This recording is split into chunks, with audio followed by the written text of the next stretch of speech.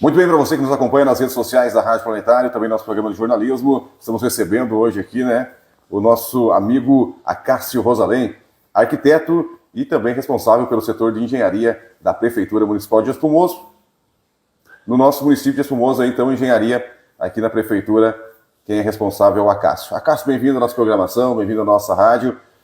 Então vamos falar aí sobre os terrenos, sobre os imóveis, enfim, edificações, tudo isso e muito mais, tirar dúvidas aí, Hoje o pessoal, a gente traz aqui, essa pauta importante aqui, porque muitas construções, aí no município de Espumoso, como é que você faz, como é que é calculado o IPTU, tudo isso e muito mais, a gente vai tratar a partir de agora com o arquiteto e responsável pelo setor de engenharia de Espumoso, da Prefeitura Municipal, o Acácio Rosalém.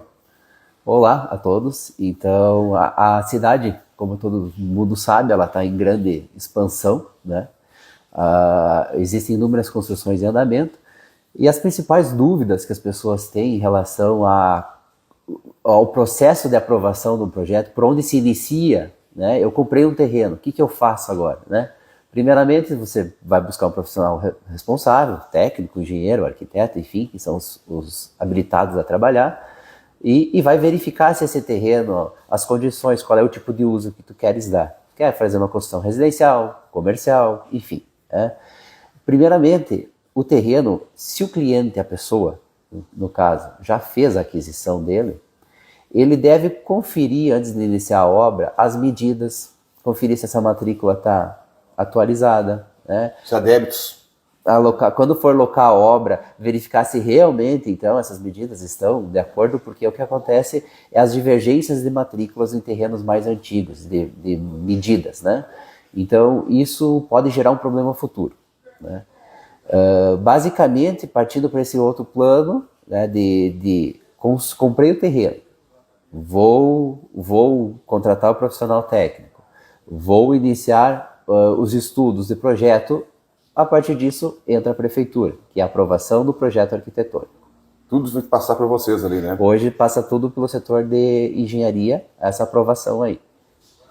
Os nossos ouvintes que acompanham também, pessoal que quer construir uma casa, por exemplo. Então, o primeiro passo, o terreno está tudo em dia, tudo certinho, tem a matrícula, tem a escritura, enfim, a rua que ele vai fazer a edificação.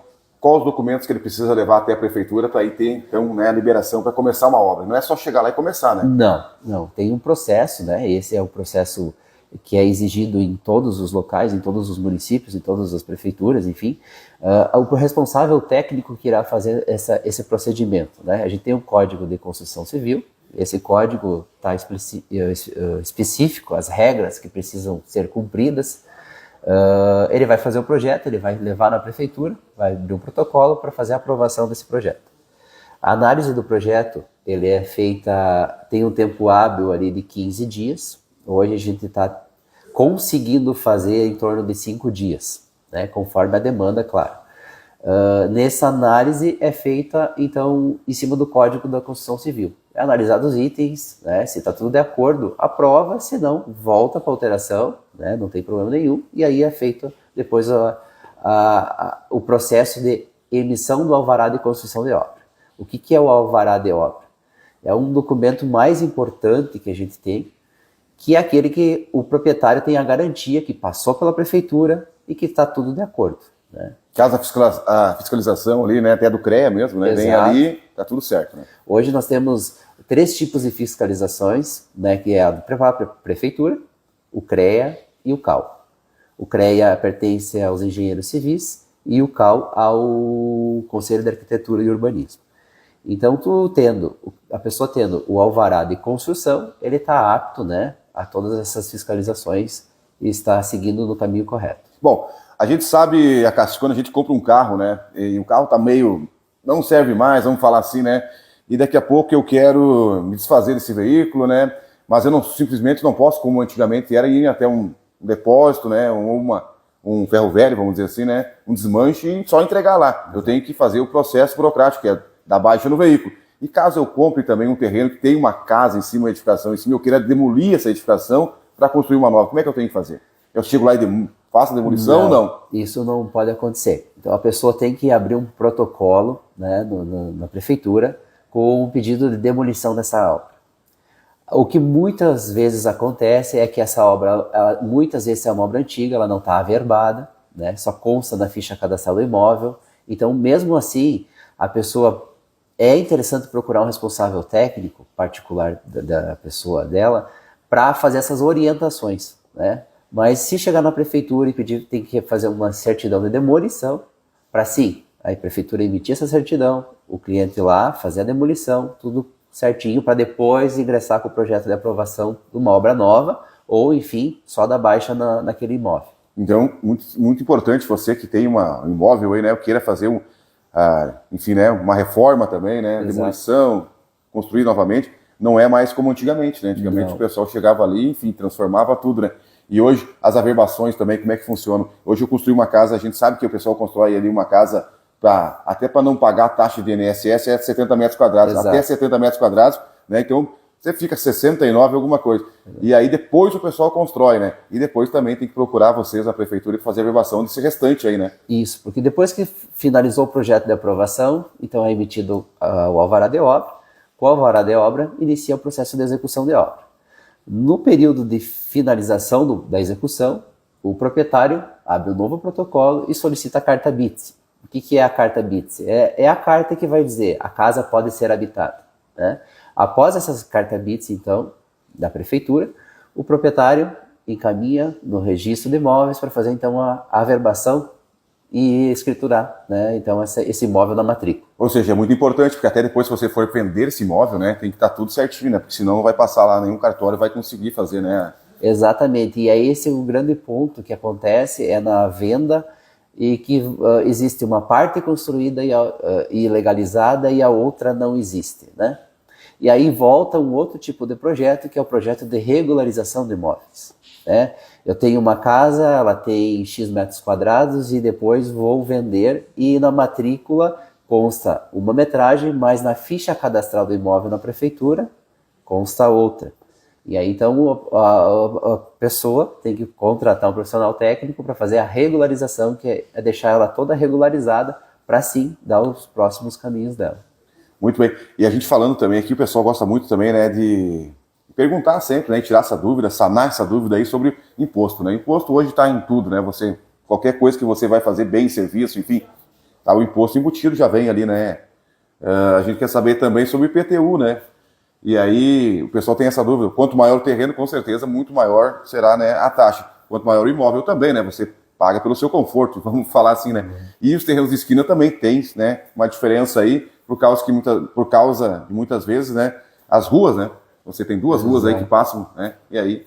Isso influencia na localização, né, o IPTU está basicamente interligado na questão de localização, zoneamento da cidade, área, tanto dos lotes quanto dos imóveis, né? Então ele está nesse fator de avaliação, basicamente nesses itens aí, né? E hoje em dia, uma vez a gente falava, né? A gente quer saber também sobre a profissão aqui, né? Você é responsável pelo setor de engenharia da Prefeitura Municipal, é um arquiteto. Hoje o arquiteto, qual que é o papel fundamental de um arquiteto hoje em uma obra? Tem o engenheiro também, a gente sabe disso, né? Mas o arquiteto... Isso. E o engenheiro trabalham juntos, né? Mas Sim. Hoje, tanto um como o outro pode tocar uma obra sem precisar um do outro, né? A gente sabe disso. Sim. A arquitetura e a engenharia civil, elas têm que caminhar juntas, né? Porque um complementa o serviço do outro. Os arquitetos são os projetistas. Nasce um projeto nas mãos de um arquiteto. Os engenheiros, por sua vez, complementam, e numa função muito importante também, na parte estrutural, na parte elétrica e na parte do sanitário. Arquitetos também trabalham nessa parte. Mas quando se tem uma parceria entre as duas profissões, como geralmente, falando particularmente na minha profissão, eu tenho esse caso, então a gente tem um sucesso entre os dois colegas de trabalho. Muito bem, então a gente falava uma vez que o arquiteto é o que deixa bonita a obra e o engenheiro é o que calcula ali para você, né? Não tem desperdício, nada, mas enfim. Mas a grosso modo... Seria isso, né? Você tem um recadinho para trazer para a gente também aí, né? A gente tem uma questão importante aí, duas questões importantes que vão ser abordadas aí ao longo do tempo, mas na questão de aprovação do projeto, a gente já conseguiu um prazo, né, melhor aí na questão de aprovar, no tempo da fila de espera, e para o ano que vem teremos uma grande inovação aí, a gente vai divulgar isso, que é um sistema digital, enfim, a gente vai, né, facilitar os caminhos de aprovação. E também a questão que está nascendo já se concretizou, e que vamos abordar esse assunto, porque ele é longo e muito complexo, mas muito importante, que é o nosso plano diretor, que ele já foi efetivado, né? Então vai ser um sonho realizado para o município que nós vamos realizar, né? O plano diretor engloba daí? O plano diretor, ele é um plano urbano, né? Ele é o plano que vai determinar o crescimento da cidade e o desenvolvimento, mas de uma forma organizada. Ele que vai dizer onde é que a gente vai, nos próximos, anos, construir áreas residenciais, áreas comerciais, quantos pavimentos, coeficiente de permeabilidade, índices de construção. Então, ele é um plano muito importante, que hoje a gente só trabalha com o Código de Obras Municipal. Ele está um pouco defasado perante a nossa construção, e que o plano diretor vai sim ser uma grande inovação, e é um sonho aí que todas as cidades maiores conseguem implementar ele. E quais benefícios vai trazer então para nós agora esse plano? Inúmeros. Pode citar um aí, por exemplo? Um que é muito importante e que a gente tem visto muito na cidade é a questão de, no item zoneamento, existirem residências e fábricas na mesma zona. Isso hoje existe. E o que acontece? Os moradores, distribuição, então. Seria. Exato. Os moradores têm problema com barulho, com pó, enfim.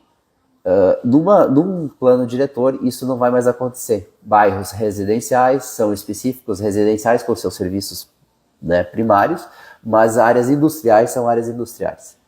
Então, e a gente está com uma cidade aí com grande expansão, um grande número de lotes disponíveis aí, o que é muito bom, novos, né? É muito bom, e que o plano diretor vem complementar isso para deixar a cidade organizada para os próximos anos. Muito bem, e para a gente fechar aqui agora, a gente vai entrar num tema aqui, né?